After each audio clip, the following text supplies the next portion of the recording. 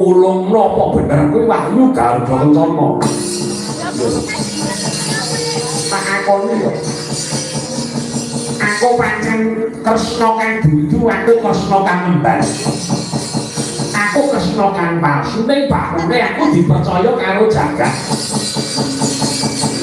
Mate jake wahyu Garuda Kencana aja nganti kleru dalan. Arep aku ora tundura mati kang dudu ning bakune aku ora mikolehke wong liya. Aku ora mikolehke karo keluargane dhewe. Aja apiake ora lho. Dina iki ulung Wahyu Garuda Kencana.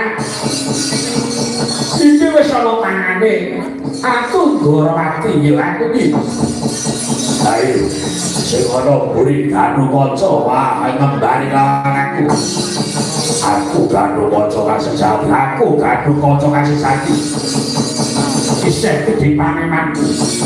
Ulung Wahyu Garuda Kencana ora bakal tak ulung kene margane mati.